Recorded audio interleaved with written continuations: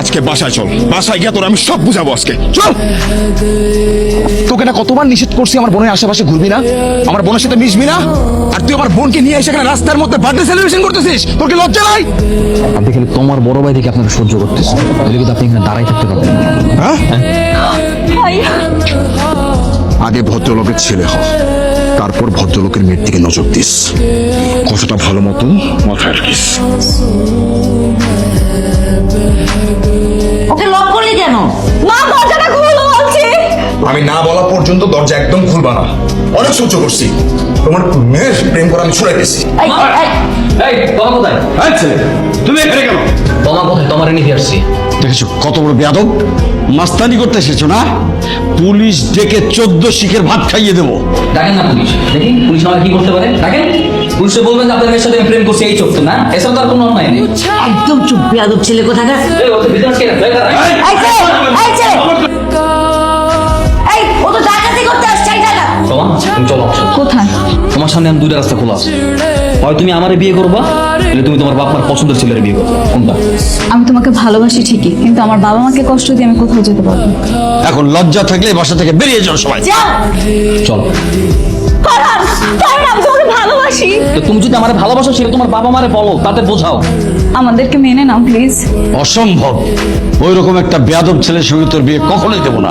দরকার হলে রাস্তা থেকে একটা ছেলে তুলে এনে তোর বিয়ে দেবো। শুনছো শুনছো তোমার বাবা কি বলছে? পারলে আপনি আমার থেকে বেটার কাউরে আপনার মেয়ের জন্য খুঁজে নিয়ে। এই চল। দোস্ত মন খারাপ করিস না, এরকম মেয়ে কত আসবে যাবে, প্যারা নাই। তোর ভাই সব কাহিনী করছে না, সবকিছু তোর ভাই লেগে হয়েছে তাই না?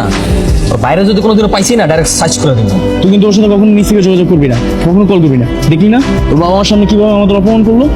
আর কে কথা বলে ওর সাথে কলে? আমি ওর নাম্বার এখনই ব্লক করে রাখবো। কি সমস্যা তোমার? কতক্ষণ ধরে তোমাকে ফোন দিচ্ছি, ফোনটা ধরছো না কেন? কিসের জন্য কল দিচ্ছ সেটা ক্লিয়ার করো। আমার বাবা মা আমার বিয়ে ঠিক করে ফেলেছে। আজকে ছেলে পক্ষ থেকে আমাকে দেখতে এসেছে। তা বিয়ে করে ফেলো, আমি কি জানি।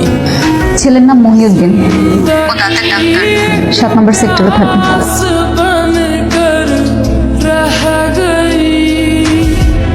আমান ডাক্তার সাহেব, আসসালামু আলাইকুম। এই তোমরা কারা এখানে? কি রিকশা দাঁড় করেছো কেন? আরে ডাক্তার সাহেব আস্তে আস্তে, এক লগে যদি এতগুলো প্রশ্ন জিজ্ঞাসা তাহলে হইব নাকি? এতগুলো প্রশ্ন উত্তর তো কোনো প্রফেসরও দিতে পারবে না। রিক্সা দিয়ে নামেন, আপনার লগে জরুরি কথা আছে, পরে একটার পরটা প্রশ্ন জিজ্ঞেস করেন, সবগুলো প্রশ্ন উত্তর রিল্যাক্সে দিতেছি, নামেন। এসব কি পাগল ছাগলের দল নাকি?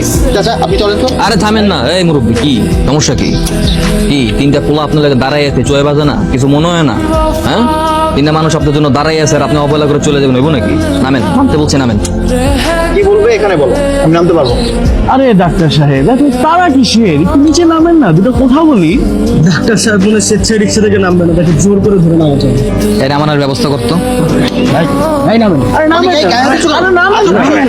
আরে ডাক্তার সাহেব বুঝলাম না, তো মুসরাইতেছেন কেন? শোনেন, শুনছি আপনি নাকি বিয়ে করবেন। হ্যাঁ করছি।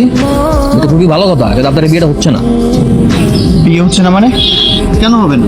কারণ আপনি নিজের থেকে নিজের বিয়েটা ভেঙে ফেলবেন ডাক্তার সাহেব। আমার বিয়ে আমি কেন ভাঙবো? তাছাড়া তোমাকে আমার অনেক পছন্দ। ডাক্তার সাহেব নাকি তোমার খুব পছন্দ হয়েছে। ডাক্তার সাহেব আপনার ডাক্তার দিই তো, কোনখান? আমি চিন্তা করতেছি ডাক্তারের দাঁতগুলো যদি আতরে বাইরে যদি ভাঙ্গি, নিজের দাঁতের চিকিৎসা নিজে করতে পারবেন তো? তুমি কি বলতে চাচ্ছ?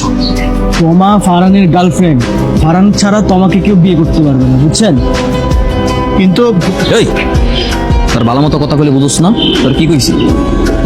তোর যেইটা কইছি এইটা শুনবি, বাড়ি যাবি, বাড়ি গিয়ে তোর বাপ মারে তুই বিয়ে করবি, যেইটা কইছি এইটা শুনবি। আতর দিয়ে বাইরে একদম সমস্ত দাঁত ভেঙে গেলাম, বুঝছ নাই? যা বসে যা, দাঁড়া দাঁড়া, দে দাঁড়া, চুল ঠিক করে দিবি, এই সব ঠিক করে দে, হাস হাস।